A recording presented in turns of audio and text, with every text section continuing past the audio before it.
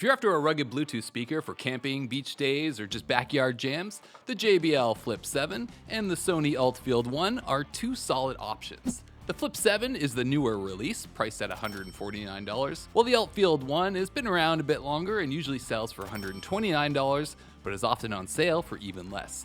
Both sound great and are designed to withstand the great outdoors, but should you pay more for the newer Flip 7 or save with the ULT Field 1?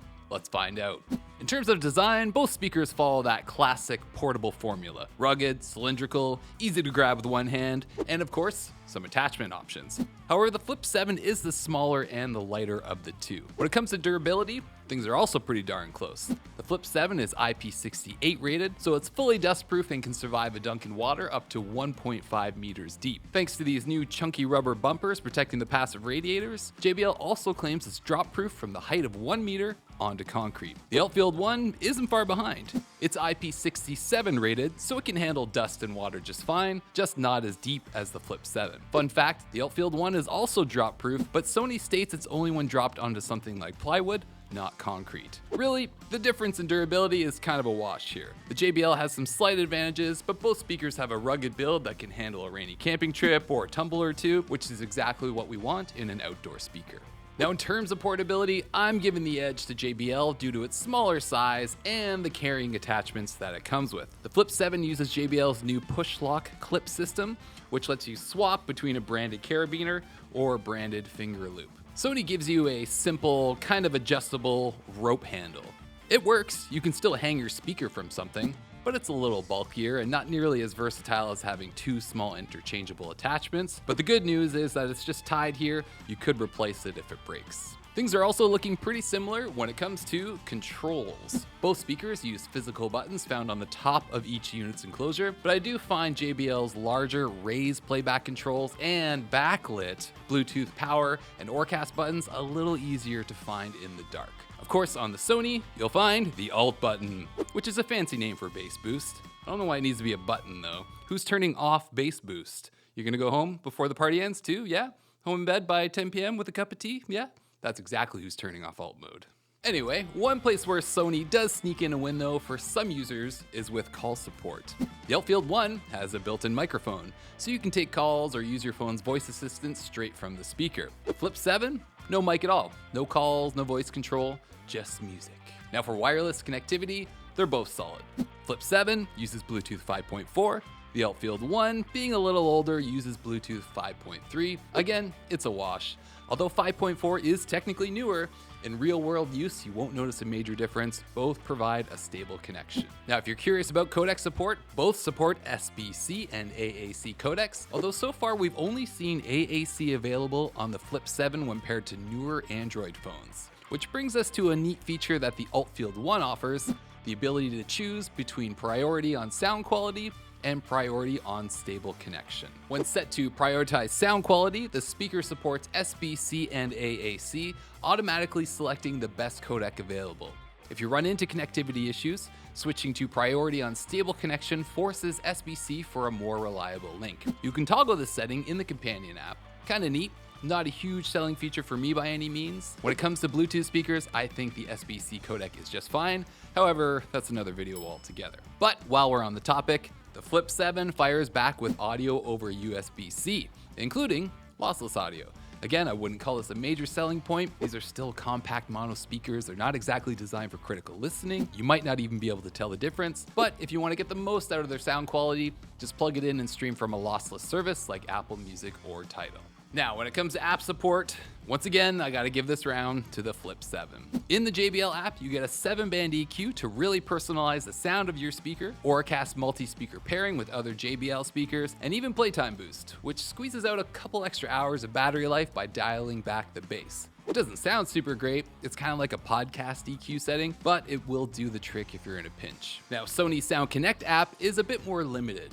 You can still do the usual, like stereo pair with another ULT Field 1 speaker and get firmware updates, but Sony only provides a 3-band EQ to customize the sound of your speaker, and here's where things start to get a little weird. If you turn on alt mode, which you'll want to do because it kicks in the bass, the custom EQ gets disabled. You have to pick one or the other, alt or custom. This means that you can't tweak the alt setting at all.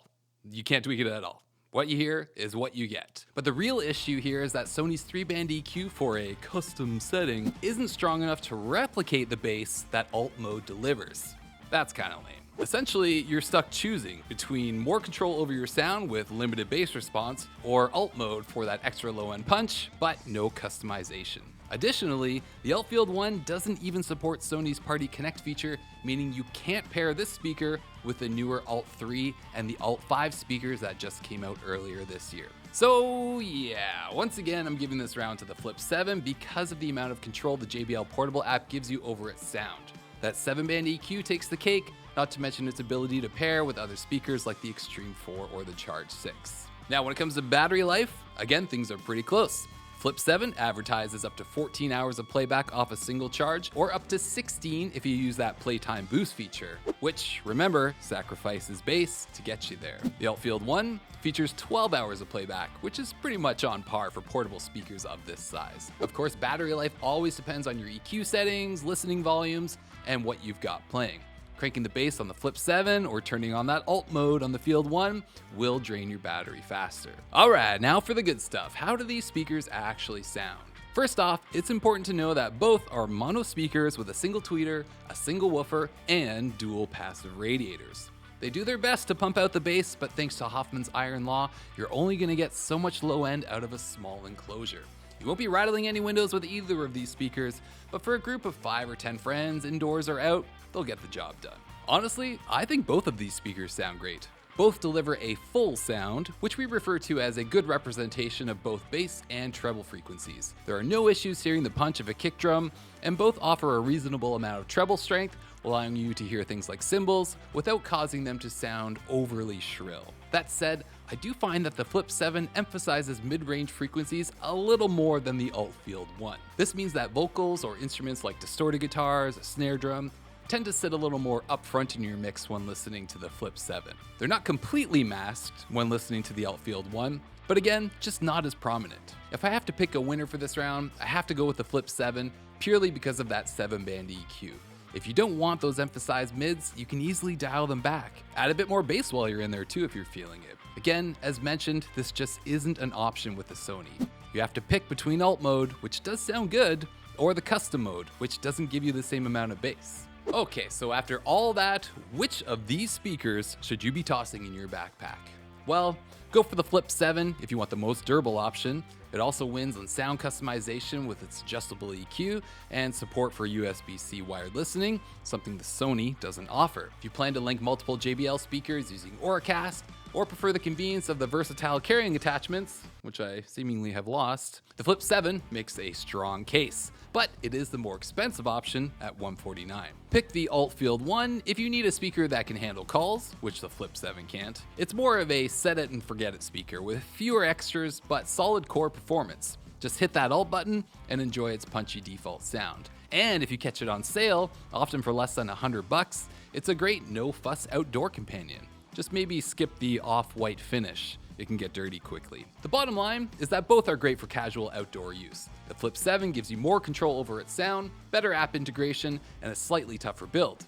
The ULT Field 1 isn't far behind, especially if you value simplicity and can snag it at a discount. It's the kind of speaker you fire up, you hit the alt mode, and let it do its thing. Me personally, I'm going with the Flip 7. Don't worry, it's drop proof.